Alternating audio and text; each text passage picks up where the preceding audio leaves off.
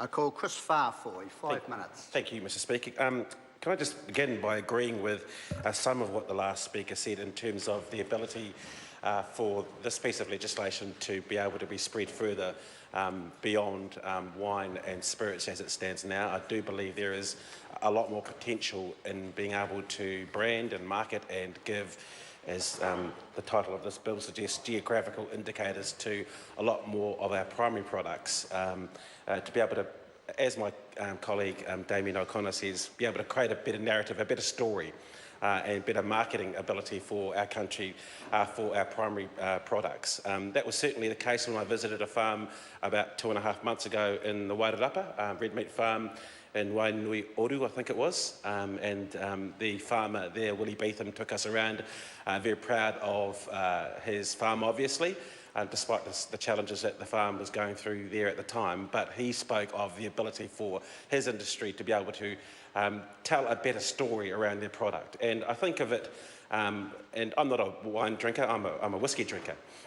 And I think of what whiskey and the story behind whiskey out of areas of Scotland, and the history and the storytelling and the ability for them to market their whiskey. And I think we've got the ability to do that, not only with our wine and our spirits, but also with other primary products. So this is, while it's got a relatively tame title to the legislation, I think it really is an important piece of legislation to be able to get more value out of our products that we produce here in New Zealand.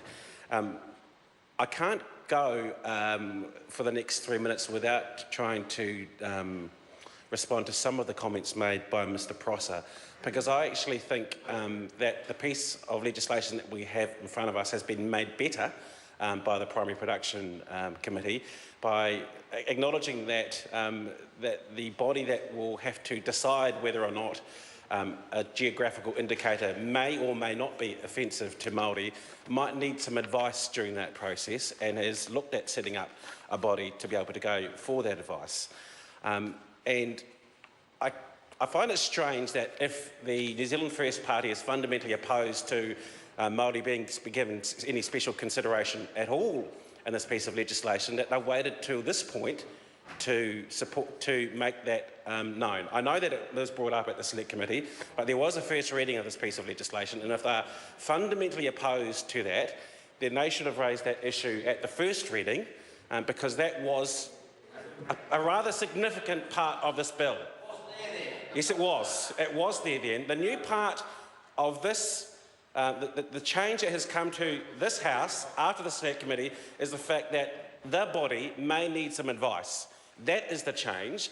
I specifically talked about this, the specific original clause in the bill in the first reading, to say that I thought it was good that in some cases, if the brand or if the geographical indicator might be offensive to Māori, that should be taken into consideration. Now, let me give you a potential hypothetical argument as to why I think that's good. If, per se, a vineyard was to be set up in my electorate and someone with absolutely no connection to the local iwi decided to call their wine Ngāti Toa or Whitireia, I'm pretty sure that the local iwi would be a little bit concerned about that, and I think would have the right to go to the body and say, look, these guys have no connection with us. They've come onto our iwi area, set up a vineyard and tried to take our brand and our name. We don't like that. Well, it might not be. I think Ngāti Toa or an iwi name is a geographical indicator, and that's the issue.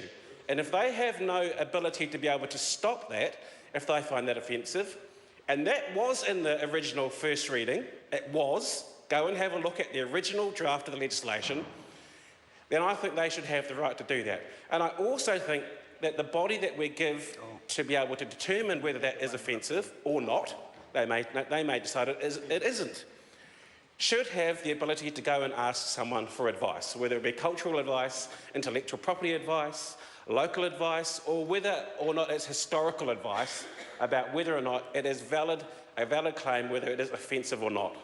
So to come to the House now and say that this is something that they're fundamentally opposed to me smacks of potentially someone or the party hasn't read the legislation at the first reading, has discovered it post and now wants to make a political point of it, which I think is wrong.